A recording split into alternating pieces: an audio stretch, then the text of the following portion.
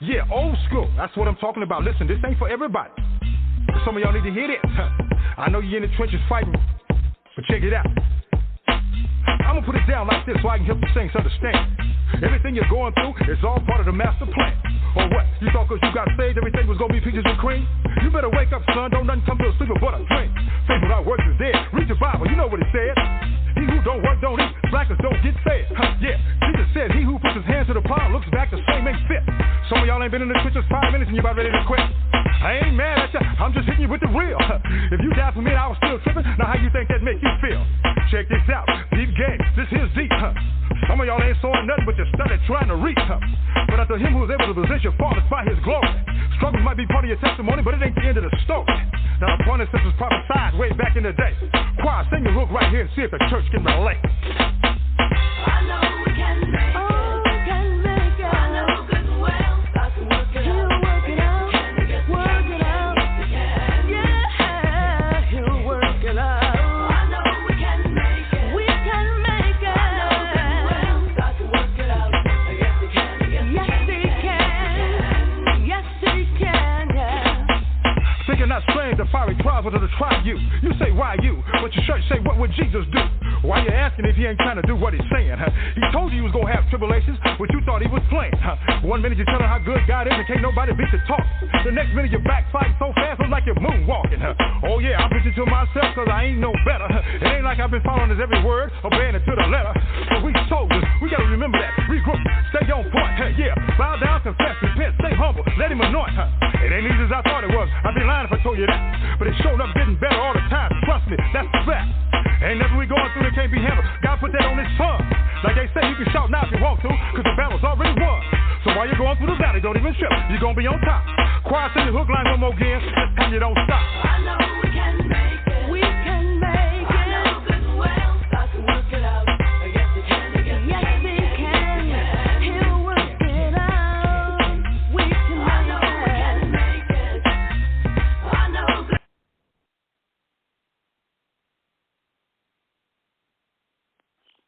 Welcome, everyone. This is your host, Lamont Patterson. Welcome to the show. Thank you for joining us. We definitely appreciate it. We know you could be somewhere doing something else with your time, but in actuality, I'm going to say this is where you really need to be. All right. I'd like to say right here, right now, if you have anything that's happening in your life that could help motivate, stimulate on a positive note, that could really help the people in this world in which we live, we'd like to hear about it. Hit us up. Our office number is 323-957-7322. Now, with that being said, we're going to jump into it. We're going to get right into it. We got a fantastic show lined up for you. We're definitely talking about current stuff that's going on with everybody out there, no matter where you are, where you may be. This thing is touching you. Definitely. So let me see, let all of us see, is our guest with us, Mr. Bart Édes. Are you with us, sir? Lamont, I am with you. Can you hear me okay? Yes, sir. I can hear you loud and clear. And thank you so much for joining us, man. We're very, very excited. We know you got a whole bunch of information to share with our listeners, man.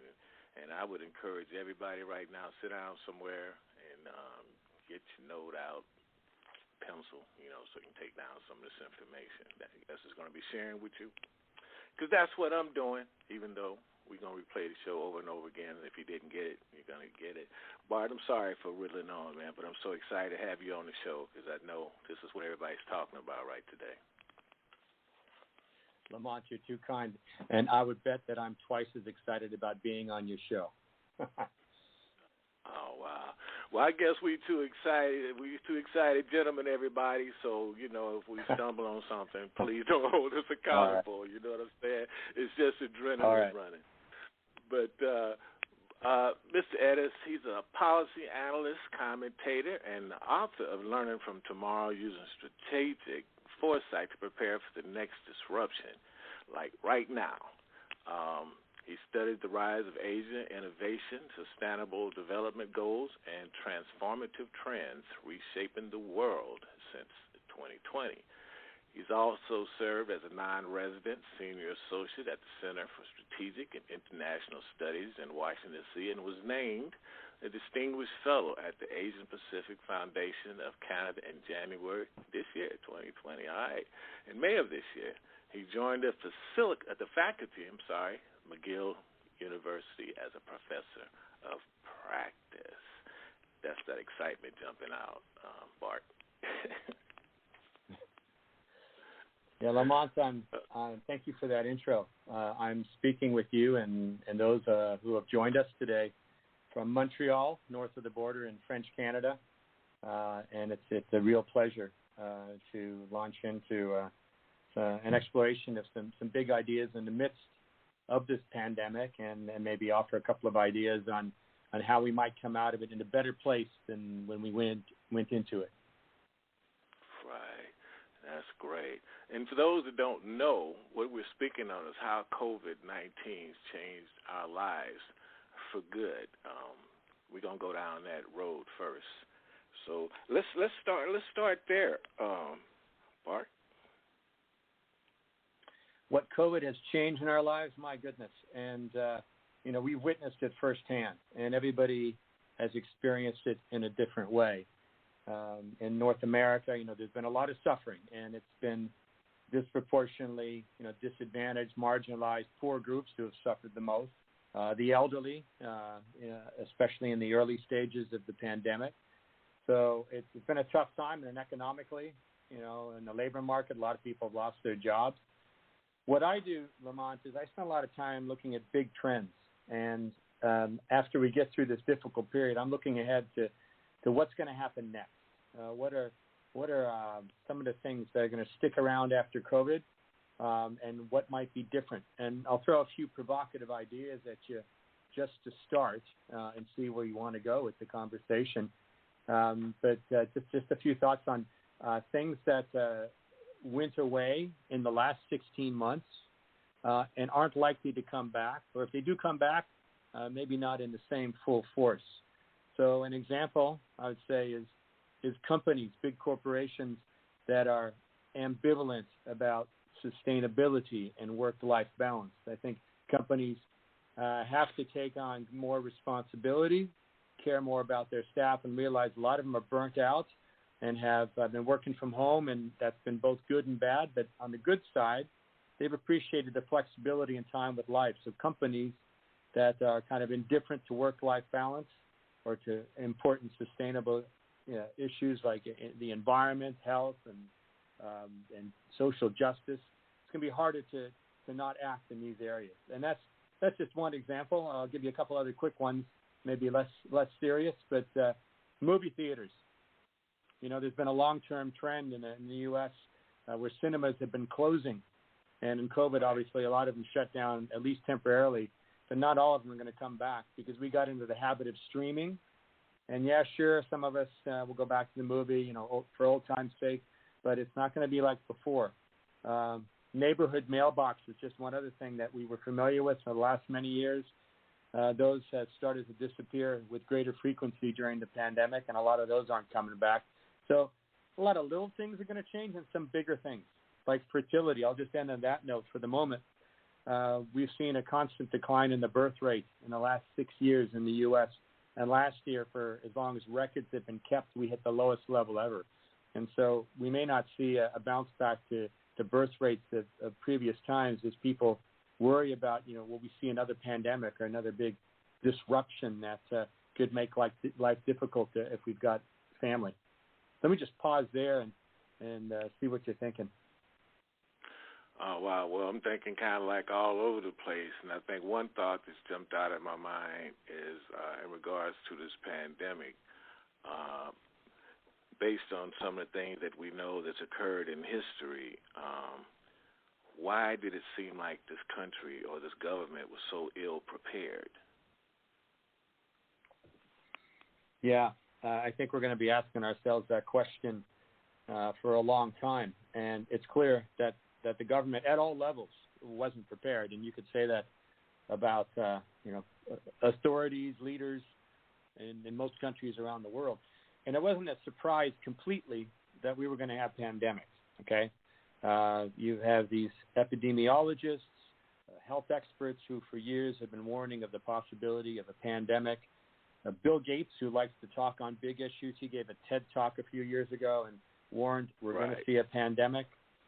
And in one of the areas I specialize in, called Strategic Foresight, which is about trying to understand where the future might go, there was a study came out 11 years ago, sponsored by the Rockefeller Foundation, where they outlined some possible scenarios for the future. And one of them was a global pandemic that would see governments introducing all kinds of restrictions, including on travel, that there'd be more government surveillance, and that China would come out of the crisis better than most other countries. That was out of a foresight study done 11 years ago, and then we saw a lot of that come true in 2020 and 2021. So to get to your question, we could have known it was coming, even if we didn't know the date or the month or the exact year. Why weren't we more prepared? And I guess the short answer, there's a longer one, but the short answer is a lot of us are kind of creatures of the moment. We have a lot going on in our lives, right? You know, we're taking care of our family and our job and aspirations for learning and growth, and there's so many, you know, risks before us, just getting across the street, you know, or other challenges we face, and it's a bit overwhelming when we don't have a particular date in mind that a pandemic may strike in the future. How do you get prepared for something like that? Wrap your head around it. Whether it's in the business community or government or society more generally, we sometimes have difficulty in preparing for changes that we're not entirely sure, or disruptions. We're not sure when they're going to hit. They're going to hit. In this case, there was a pretty good idea it was going to. And I can tell you, Lamont, it's going to happen again. I can't tell you when, but there will be other pandemics. They may be more or less severe, hopefully less, and hopefully one of the lessons we gain out of this crisis is that we need to do better preparation. We need to be ready to pounce and put in place measures to limit its spread and get it under control. Bart, unfortunately, I don't think they got the memo right now, still. I don't. I mean, because if you look at what's happening right now, it's going out there with this new Delta variant. I still don't think they got the memo. So, man, it's kind of scary. It's kind of scary when you think about it. Yeah. You know, a lot of the U.S. has kind of gotten back to life similar to the way it was in what I like to call the before times. You know, before March of 2020. Where we walked around mask-free and did what we did. But the fact is, only about half of the population in the U.S. is vaccinated. And there's now a problem of vaccine hesitancy. So people, for whatever reason, they're reluctant to get it. And that is allowing this Delta variant to spread. And the number of COVID cases in America right now is rising, falling. Right. So today, I can tell you, there's about 31,000 cases a day. 7 days ago, 18,000. 14 days ago, 14,000. And about 3 weeks ago, we were seeing 11,000 cases a day. So from 11,000 cases a day, 21 days ago, we're now at 31,000. And it's just as you say, Lamont, it's the spread of this Delta variant, and it's challenging a return to something resembling normal. Yep. Like I said, they didn't get the memo. And the ones that did is really not taking this serious. And we're going to be right back where we were a few months ago, if not worse, actually. Yeah. So the tragedy is, you know, again, what I was saying at the outset, the people who suffer the most from this are those, you know, with the fewest means, you know, to deal with it. These are people struggling in jobs, maybe low-paying jobs without job security, and communities that have been hard hit. If you're flush with cash, you find a way to work your way out of most any problem. And so there's a great, what I'm saying is there's the inequality that existed in the U.S. before the pandemic. It was made worse by this pandemic, and the longer it goes on, it's poorer communities that are going to suffer more, and that's just awful. Yeah, it is, and unfortunately, I don't know, man. I hate to sound like I'm anti-government, but it seems like the powers that be aren't really thinking beyond their playground. I mean, they say they are, but it doesn't really seem like it. Because like you just mentioned, you know, the people in those areas, they're going to suffer the worst, and there's no way around it. Yeah. Well, you know, I don't want to make this whole hour a real downer for those who are tuned in. What we're saying is what we're seeing, right? You and I are seeing basically the same story. Exactly. It's not a pretty one. And there's been a failure of leadership. And just to ride tail a gate on what you just said, you know, if you want to be lied to, this is really not the show for you guys, you know, and, you know, I take pride in the guests that we bring on the show to be informative, straightforward, and give you guys real stuff, you know, and, you know, if you think the truth hurts, I'm sorry, that's not what we're trying to do. We're just trying to give you really food for thought so you can go forward with your eyes wide open, not wide shut. So yeah. I just had to say that, Bart. Yeah.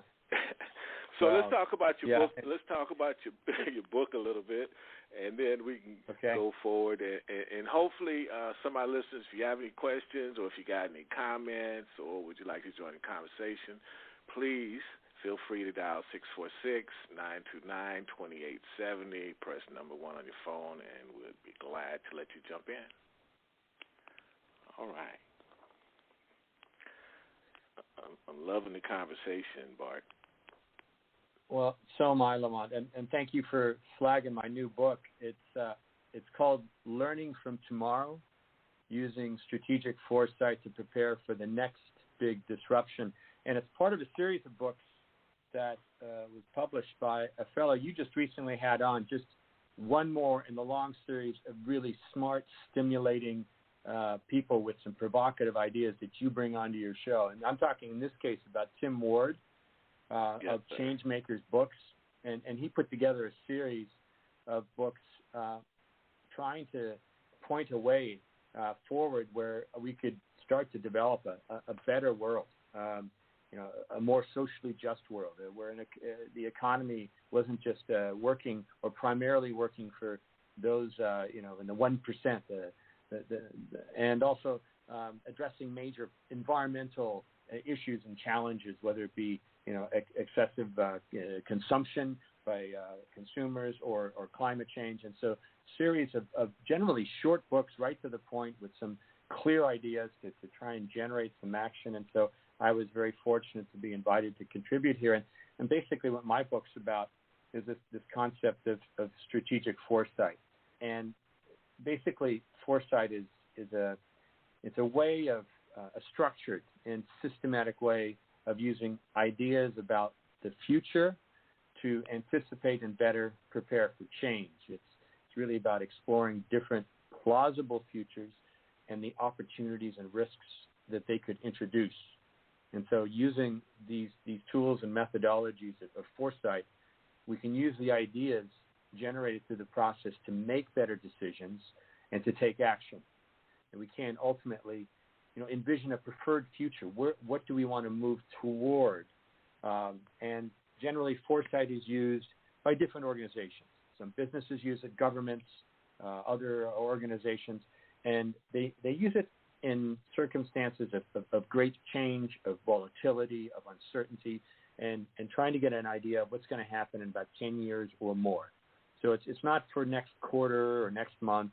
It's a set of tools you're using to try and get an idea what are plausible futures 10 years on, and looking then at what are some of these negative potential futures we want to avoid, and what are some of the good ones that we want to work toward. And in a nutshell, that's what it's about. About 1 out of 4 Fortune 500 companies have in-house capacity doing foresight work. An increasing number of U.S. government agencies are using it. And there are universities that are teaching it, like the University of Houston has a degree program in strategic foresight.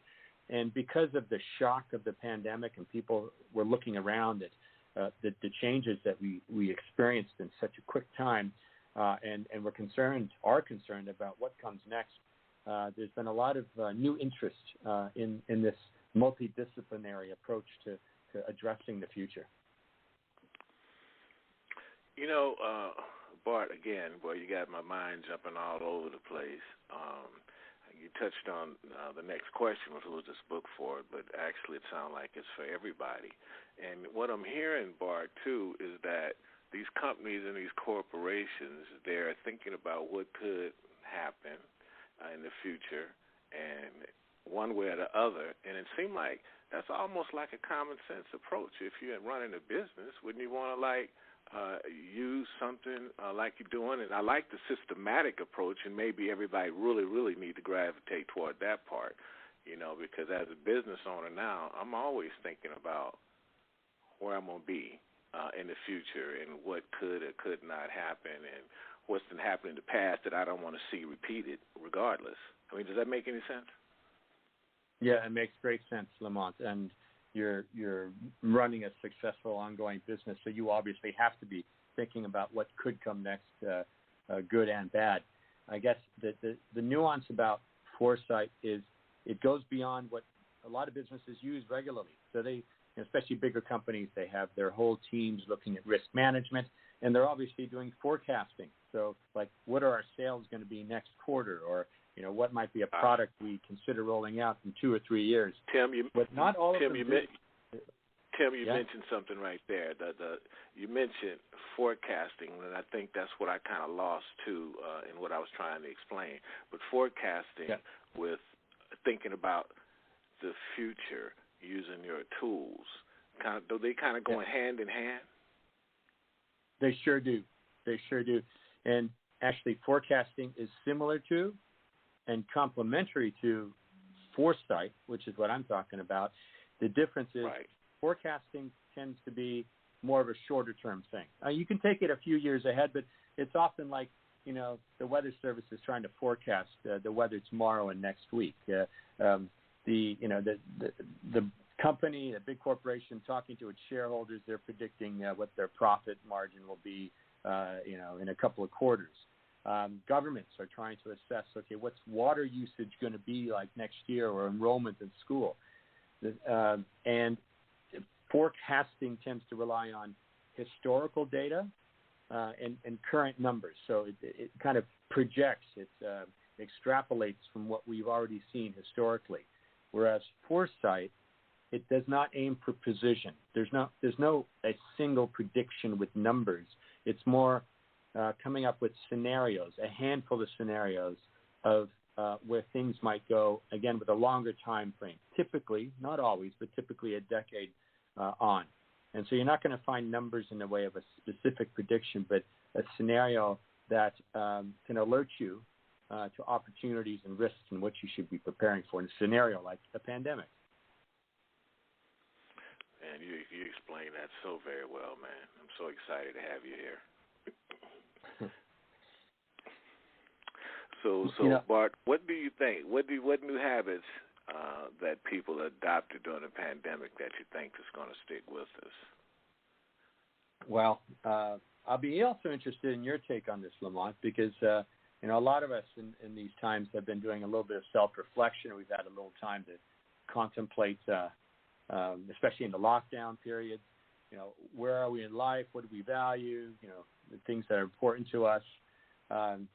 So, among the things that I think went away, and I'll tell you about things that are going to stay. I had mentioned about movie theaters, not disappearing completely, but kind of a continuing downward climb or fall, I should say. Neighborhood mailboxes. Yeah, I remember drive-in theaters used to be everywhere. Oh yeah.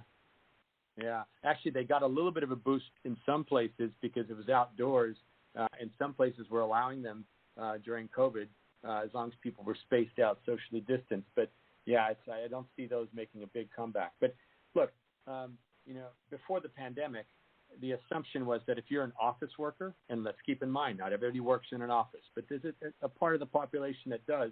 There's a sort of this assumption, okay, you get up in the morning, you have your coffee, and you drive or hop the train or bus, depending on where you are, and you go to the office, right?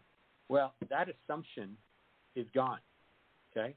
Because we have been working from home. Again, office workers, those who can, not necessarily those in the front line serving food, delivering haircuts, healthcare, whatever. But for those going to office, we're not all going back in September after Labor Day, right? There are going to be new hybrid arrangements, and I could talk at length about that. I won't for the moment, but just to say this assumption that office workers work in the office, that's gone. Long, pointless meetings. I'm hoping, this is a bit aspirational, that those are mostly gone because people had a little less patience on Zoom. Meetings tended to be shorter. They also tended often to be more participatory. More people could join in. And so it's going to be hard to get people to sit through 2-hour meetings where there's a lot of blah, blah, and they're not well organized. Something else? You're right. Right? People be sitting up there doing the meet and sleep. Yeah.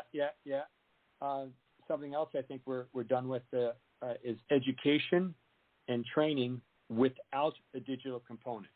So I'm not saying we're all going to be studying online, whether it's primary or secondary education, university or post-secondary, whatever, but it's going to be hard to get away from a digital component. So even as most schools go back in September, they go back to school in North America at least, you can expect that the experience with Zoom and with internet and with all kinds of other tools, including virtual reality, we're going to see more digital components in education and training. And maybe one other thing, just about what's disappearing, not coming back, I'd say business travel. Okay, again, it's not black and white, but we're going to see right now. It's going to take a while to get back anywhere near to the levels before because businesses realized how much they could get done virtually. And right. if you want to travel like to a conference or something that's in person, you're going to have to make a pretty big case because that's a big part of a company's budget. So some firms where they absolutely need to have interaction for sales or what have you, okay, they're going to encourage some people to go out on the road. But I think a lot of organizations are going to cut back on business travel. Yeah, because it all goes back to that bottom line, the dollar, how it's spent, where it's spent. Well, and you were asking also about what kinds of things are going to stick around, and I gave a hint of that with the digital component of education and training. Telehealth. We had the tools to do telehealth beforehand, but we were all accustomed to going to the doctor if we had adequate coverage. That's a whole other issue of lack of health care for many Americans. But, for those who had it, they'd go see their doctor. And then in COVID times, we had to work remotely, right? It was either over the phone or over Zoom or similar. Well, okay, we're going to start going back to doctors' offices, but it's not going to be like before. There's going to be a lot more use of telehealth. And there's pros and cons to that, but it's sticking with us in part because doctors like it. Where they're billing, whether they're doing telehealth, which is easier, moving from one patient to the next, and it's easier for them to work their way through a call in some ways. They're content with that, and health providers are content with it, and many people, they've gotten more used to it. Sometimes they really want to see a doctor, but other times, you don't have to, trudge across town and wait in a waiting room with people coughing. There are some advantages to telehealth, so that's going to stick with us. And I want to try and focus on the positive. My whole interest in strategic foresight and kind of future thinking is there's a lot of dark scenarios, but I'm focusing on what can be some of the positive things. And just talking about health a little bit, and thinking beyond the U.S. borders, we've seen drones being used more and more to deliver medicine and to provide patient sampling in areas, for example, in African countries, in rural areas without access to hospitals, took off during the pandemic. And that kind of positive development where we're using technology to help address health needs, this is something that's going to ramp up. And that's something that really gives me something, to be happy about, to be cheered that, human ingenuity and using technology for good. I had a question, man. It was kind of off the cuff, though, maybe even beyond another page. But I was just wondering, in regards to water in some of these foreign countries and stuff, with all the things that we see on TV in terms of bad water. I was just wondering, we have the technology. There's desalination facilities on ships. I'm wondering, why is it such a big problem to get clean water to some of these places? Yeah, there's a whole host of issues there, and it's a question that's kind of near and dear to me, Lamont, because although I'm talking to you from a part of Canada that has a lot of water, I mean, we produce a lot of hydropower here, right? So the energy that I'm using to charge my phone to speak with you today is renewable energy, and that's something else that excites me, but not every part of the world has that. And you were really getting at drinking water. Well, my roots were in the desert of Arizona. That's where I spent my youth. And in times since I left Arizona and the Southwest more generally, water crises have become more severe, okay? So in that part of the world, you've had so much water being used by these large farms and not always very efficiently. So they've, the Colorado River in some places is a trickle. Part of it is the geography and the weather, the climate, where you have issues of water access. Climate change is beginning to have an impact. We're talking about clean water, where you have, for example, in South Asia and in Nepal, countries that have there are ice caps and glaciers. Those are fading, and so you don't get the same kind of runoff and access to water. Now, in other places where you have lots of water, but it's not clean, and this may have been what you were getting at. Why can't we provide clean water? From salt water, because like the Navy ships, the military vessels, they're using salt water. They're cleaning it. Yeah, and something like 70% of our planet is water. So what's the problem? And a lot of the world lives within say 50 miles of a coastline near water. Well, the short answer is it's those desalination initiatives and projects. It's very expensive. You can do it. Countries are doing it. You say militaries are doing it. That's right. But it's really, really expensive. So it's no problem for Saudi Arabia with its oil riches to have desalination plants, right? Singapore, one of the wealthiest countries in Asia, they're doing desalination, right? And they're also taking sewer water and they're cleaning it and turning it back into drinking water. So look, short answer is the technology is there. It's where is the market for it? Can the market do it? The private sector, and where the private sector can't or won't do it, is government going to step in and do it? And then you can ask yourself the bigger question, Lamont, is what inspires government action? Who influences government? Right? Is it the poor people without access to water, or anyway? I'll just ... You get where I'm going. I think everybody with a portion of a brain can figure out the rest of that one. Yeah. Well, look, So Bart, you spent a lot of time in Asia. Tell us about that. Yeah, this has been really formative in my life experience. I mentioned a couple of places where I'm living or grew up, but I spent most of the last 2 decades in Southeast Asia, in the Philippines, okay, and which, among other things, exports a lot of people. There are a lot of Filipino Americans, a lot of Filipino Canadians who have moved over time, and I had a fascinating experience there. I was working for an international development agency that was working not just in the Philippines but across developing Asia. And actually, my experience working in that continent was a big stimulant, I think, for my interest in foresight and wondering about what the future might bring, because Asia, in the time that I was out there, was going through one of the most dramatic transformations the world has ever seen. Social, technological, economic, massive transformation, fast-growing economies. The poverty rate was declining substantially. Growing middle classes. People were getting on airplanes and flying to other countries, whereas before that was an aspiration they couldn't dream of. So just when we think about Asia, a lot of times the talk centers around China because it's the big influential. It's a superpower, right?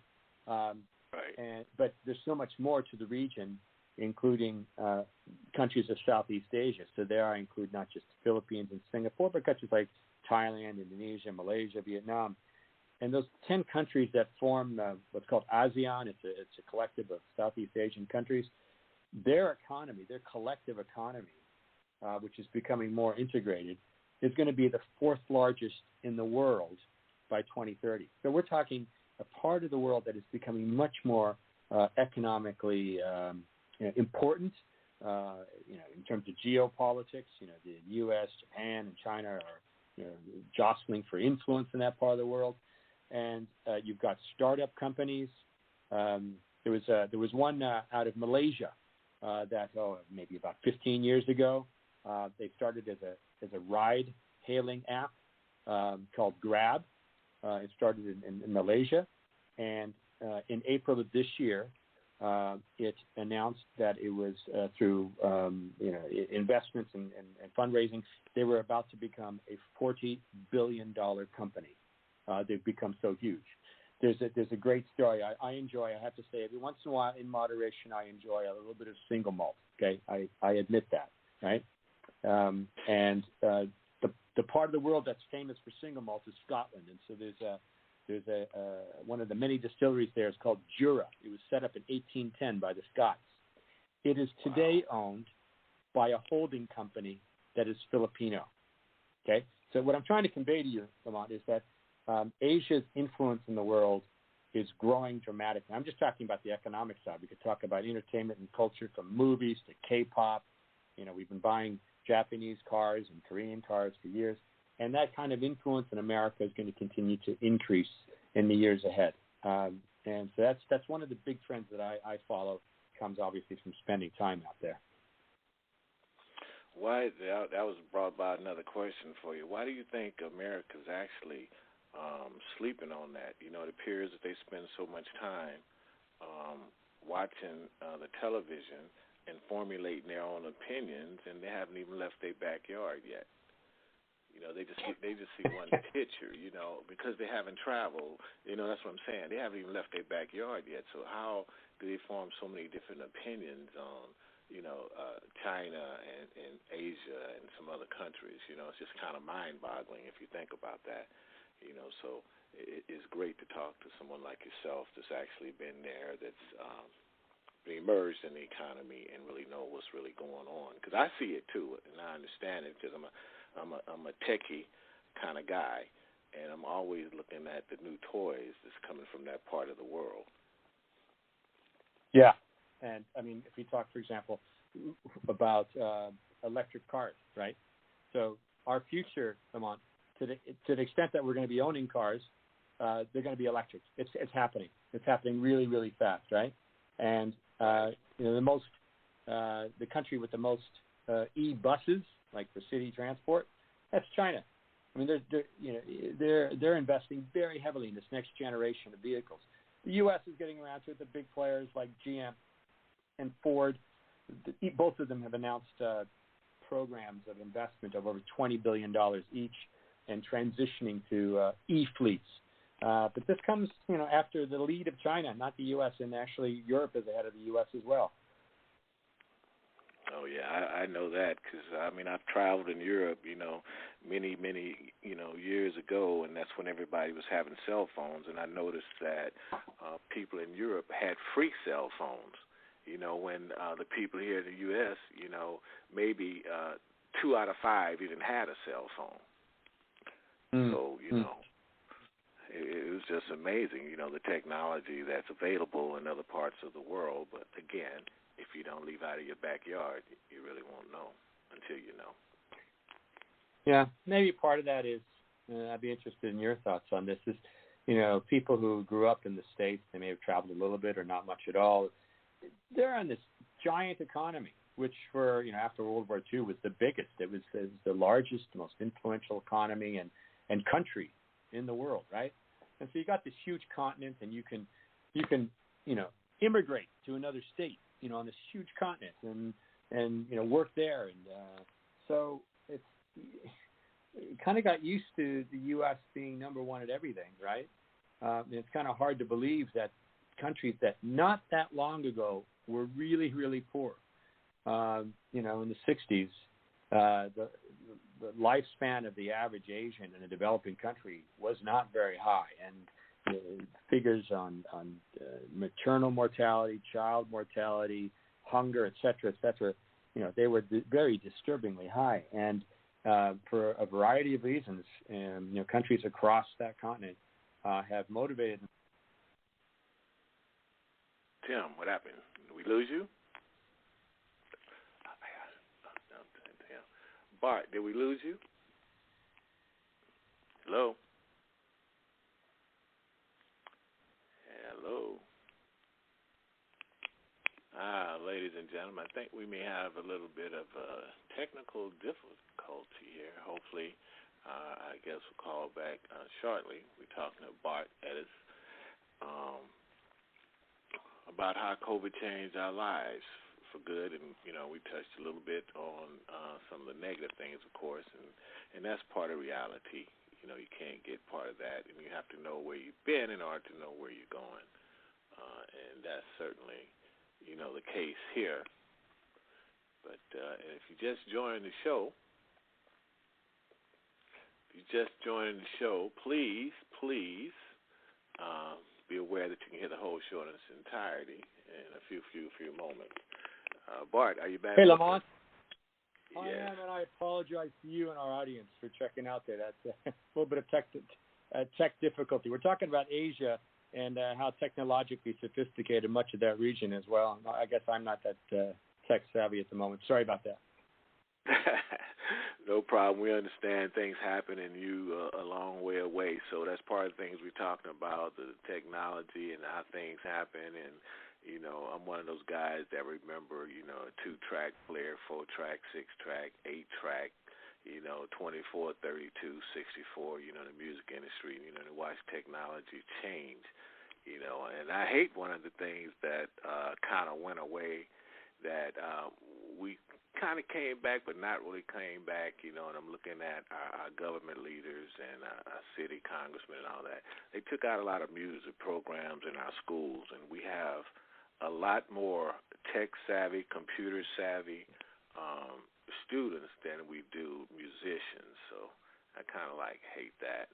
And then for as our really senior musicians, a lot of those aren't really tech-savvy. And like you mentioned earlier about how technology and the whole digital thing, we're going to be seeing a lot more than that, and I'm kind of sad in a way. Because of that, because I know a lot of people have missed that learning curve. But then I'm happy in another way because we got a whole another part of the world that wasn't very computer literate. They have to step up their game, with Zoom and a lot of other ways that they communicate. So anyway, I just want to throw that little 2 bits in there. Well, and I have to agree with you about the loss of music programs. Speaking more generally about art and cultural aspects in schools, obviously it's important to learn, language and math and science and history. But what about the music? I mean, that's a part of all our lives. It's So I'm with you.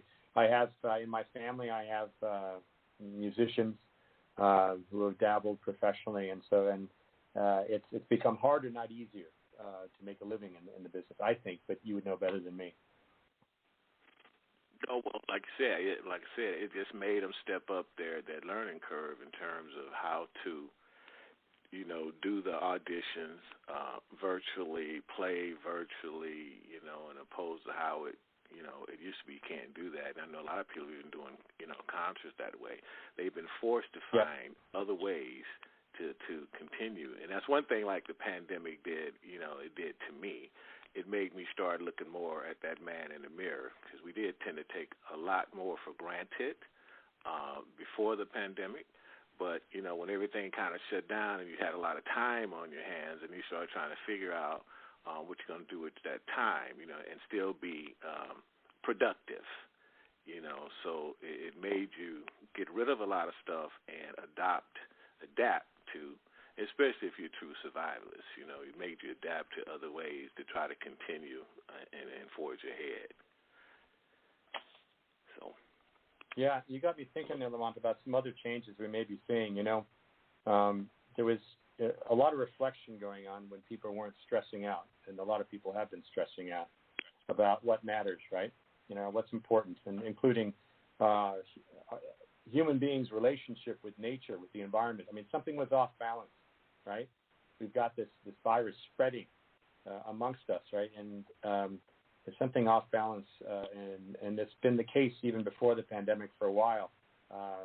When you talk about extinction of species or deforestation, the pollution of the environment, and the bigger challenge of climate change. And, as tourism begins to come back, including international tourism, and it's going to be a little while before borders are completely open and stuff, I think you're going to be finding people seeking more of nature. There's been some anecdotal data on that already, and for those who have the means to, say, buy a plot of land or something outside the city dwellers who want to move to have a cottage or something in a more rural area.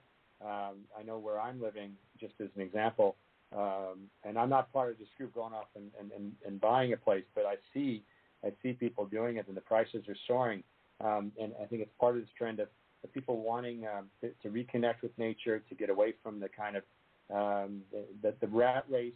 And this is reflected in other things too. A lot of people, like in the hospitality business, they talk about the great resignation. A lot of people quitting their jobs. They don't want to go back. Or those who have the luxury of being able to work remotely, digital nomads. They're going off to more pleasant surroundings, maybe saving some money. For example, leaving expensive Silicon Valley to live in a place where there's nature, mountains, or seaside that's not as expensive around the bay. So just to say that, finding greater meaning, there's some of that going on right now, and people not just wanting to accept that the way we worked, for example, and lived before was exactly the way we want to work and live going forward. Bart, they had to slow down, take time, and smell the roses. Because I guess, well, I guess they're seeing that this thing we call life is so fleeting, and I think that's an undercurrent to a lot of that stuff too. You do want to get away. It does make you think a little smarter, and how to enjoy, what's left within this situation. Yeah, that's true. And I think you're also seeing that a little bit in the behavior of consumers. So, for example, there's growing popularity of meatless options. So, like Beyond Meat and such. These products that are not meat, but they simulate it for those who were not vegetarian or vegan. But some of them are thinking, this might be better for the environment and better for me.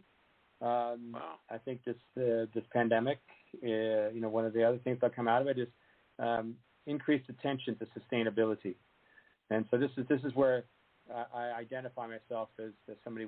Glass is half full.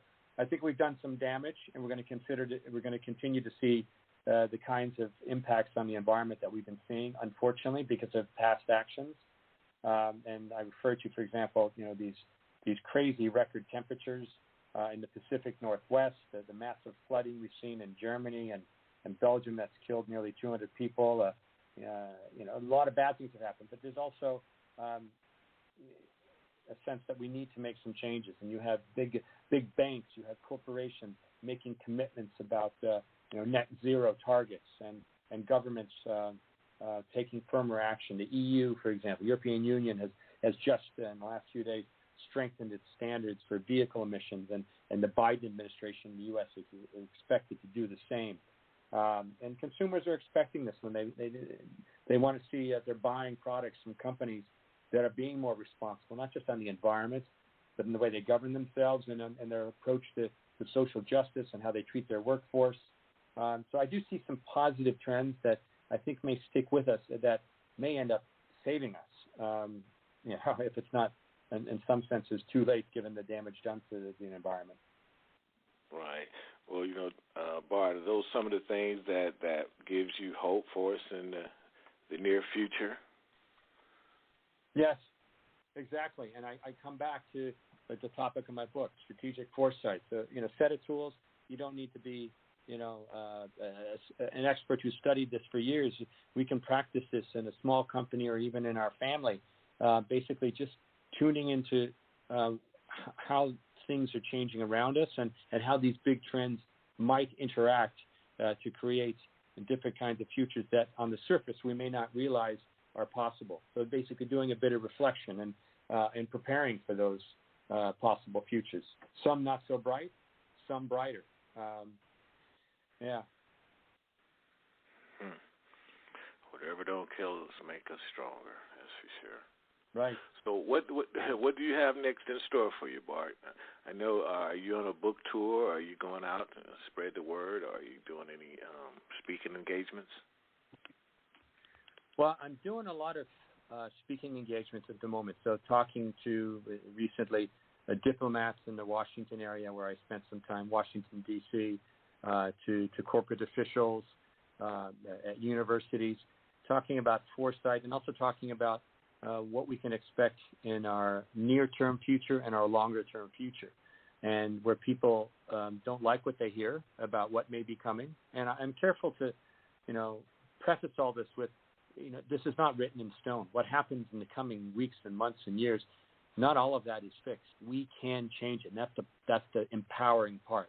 If we come together and decide we want to collectively change the course of events, time and time again, we can see that's possible, but it's helpful to know where some of these big trends are interacting that could create a world, for example, that's in an environmental state that's worse than today, where there's greater inequality and disruption, where there's conflict between major powers with different perspectives on the economy and liberty and that sort of thing. So I try to, I'm trying to highlight the tools we can use to understand where the future might go, while highlighting the possibilities to take action and actually change our course. And let me just mention there that an example of that comes out of San Francisco, right? So there's a nonprofit organization in the Bay Area that has been looking at the future of the Bay Area. And, this has become one of the most technologically sophisticated parts of the world. You got Silicon Valley and all that. And so they came together, civic leaders, business leaders, looking at what might the Bay Area look like in the year 2070.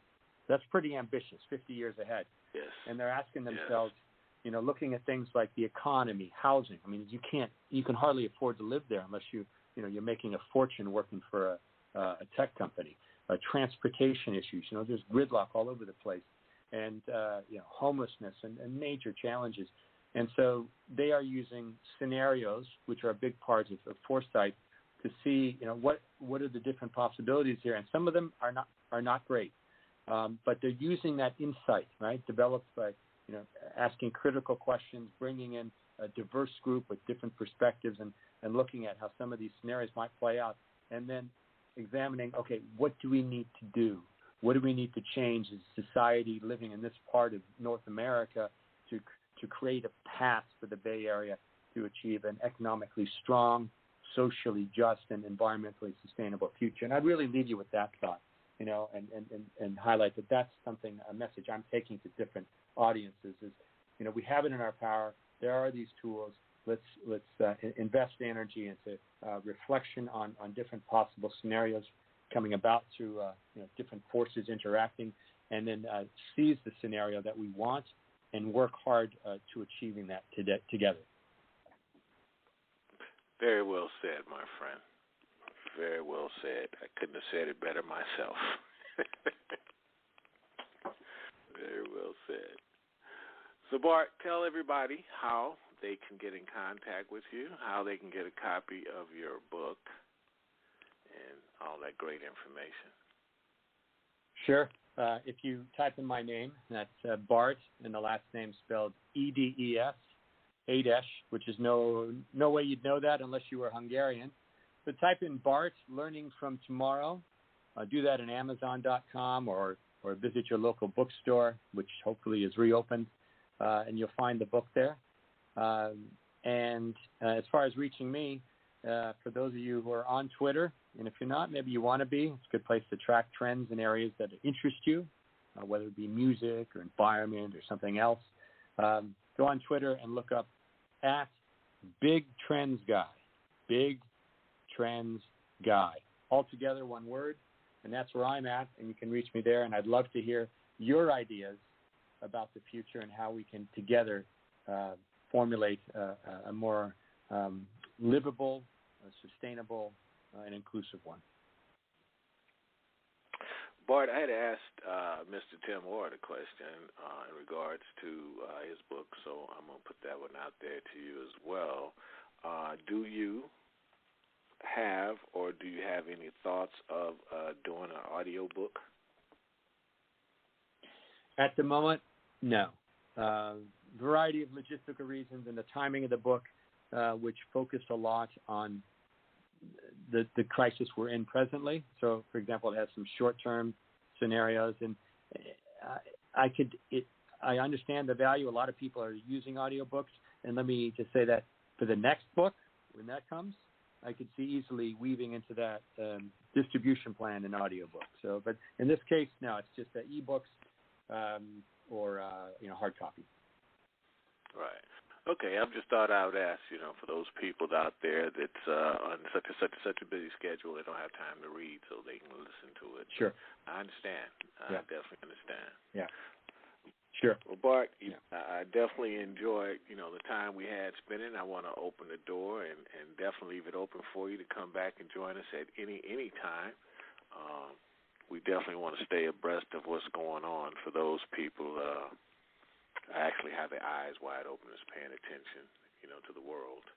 And hopefully those are asleep woke up during the show, and some of the things that you offered penetrated and give us some food for thought moving forward. So definitely, man, anytime, come back through. We'd love to have you. And I'm going to read your book as well, so I can be a little bit brighter and a little bit more intelligent on some of the subjects and some of the things that you spoke on the show today. Lamont, thank you so much. I really appreciate the opportunity for joining your program, which has been doing a fantastic public service and bringing new voices, stimulating thinkers and authors, making their thoughts available to a wider audience. Urge you to keep it up, and I will do my small part in helping to promote awareness of the program. So thanks so much. And thank you so much as well, Bart. And I want to give a shout-out to Mr. Tim Ward for making everything possible and doing all the great things that he's doing. So with that being said, we'll see you guys next week, same time. And if you missed part of the show, it'll be available worldwide in the next 2 minutes. And if you have problems, get in the show and, like I always say, ask your mama, ask your daddy, ask your neighbor across the street, ask the magic gas station, corner, supermarket. Somebody will tell you where you could hear the show, so you have no excuse. And if all that fails, you can contact the office here at 323-957-7322, because we don't want you to miss this. And thanks so much for joining us. And go check out Bart Édes. Got good stuff going on. All right, see you guys next week, same time, 2:30 PST. Yeah, old school. That's what I'm talking about. Listen, this ain't for everybody. Some of y'all need to hear this. I know you're in the trenches fighting, but check it out. I'm going to put it down like this so I can help you things understand. Everything you're going through is all part of the master plan. Or what? You thought because you got saved everything was going to be peaches and cream? You better wake up, son. Don't nothing come to a sleeper but a dream. Faith without works is dead. Read your Bible. You know what it says. He who don't work don't eat. Slackers don't get fed. Yeah. Jesus said he who puts his hand to the plow looks back the same ain't fit. Some of y'all ain't been in the trenches 5 minutes and you about ready to quit. I ain't mad at you. I'm just hitting you with the real. If you died for me and I was still tripping, now how you think that make you feel? Check this out. Deep game. This here's deep. Some of y'all ain't sawing nothing but you started trying to reach. But unto him who is able to possess your fathers by his glory. Struggles might be part of your testimony, but it ain't the end of the story. Now, the point is, this was prophesied way back in the day. Choir, sing your hook right here and see if the church can relate. I know we can make it. Oh, we can make it. I know good and well. I can work it out. Work it out. Work it out. Yeah, he'll work it out. I know we can make it. We can make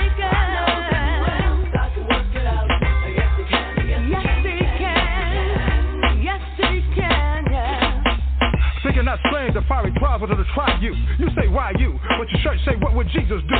Why you asking if he ain't trying to do what he's saying? He told you he was going to have tribulations, but you thought he was playing. 1 minute you tell him how good God is and can't nobody beat your talk. The next minute you're backsliding so fast, it's like you're moonwalking.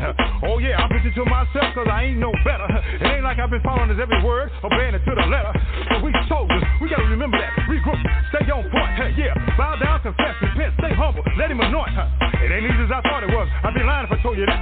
But it's showing up getting better all the time. Trust me, that's the fact. Ain't nothing we going through that can't be handled. God put that on his tongue. Like they say, you can shout now if you want to, because the battle's already won. So while you're going through the valley, don't even trip. You're going to be on top. Choir, sing the hook line one more again. This time you don't stop.